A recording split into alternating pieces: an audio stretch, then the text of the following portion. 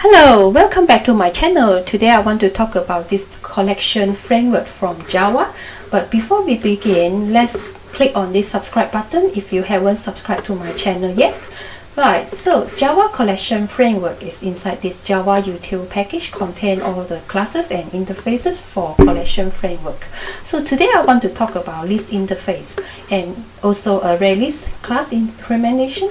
List interface is extend this collection interface. So list will contain all these collection interface methods, and list also has its own interface method as well. So ArrayList is implementing list interface. Right, so let's open Eclipse IDE. So just click on new class. So and then here has a list example class. So it has a main method to run the program.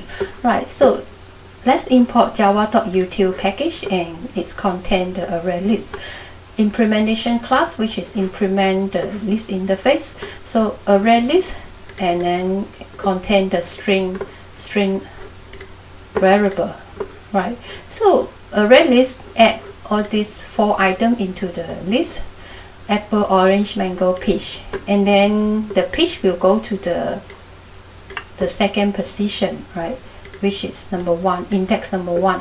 So system.print out the last position, 4th position, so get number 3. Right, so let's run the program. So here we go. Element at 4th position is mango. Well, so look, the mango will go to the last position because the peach will be going to index number 1, which is the second position. So look here, peach is number 2, right? Apple, peach, orange, mango. So this is the order of item inside the list. Well, so let's go to the second example. So import java.util ArrayList. Right, so there's a main program inside this class. Well, and so again we apple, orange, mango, peach in the list, in the ArrayList. Well, it's a string, right? String variable. So and then we want to print out number 2.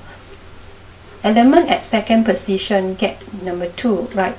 So actually second position is number 1, so index number 1, so it should be third, right? Third position, right?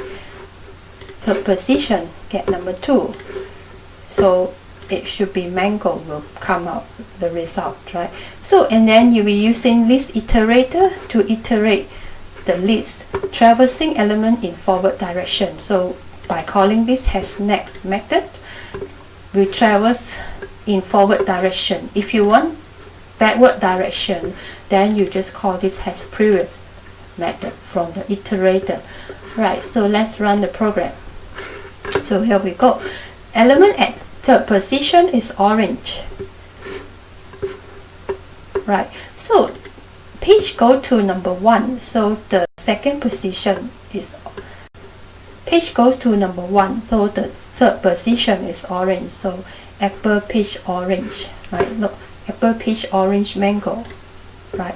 So this is in forward direction. See, traversing element in forward direction. So this is the order of item from the list in forward direction. So traversing element in backward direction, so will be turn up mango, orange, peach, apple. So this will be the result. Right, so let's go to the final example. So in the final example, we import java.util package, and then we have a class book. Well, inside this class book, there's some attribute in the class. Will be ID, name, author, publisher, quantity.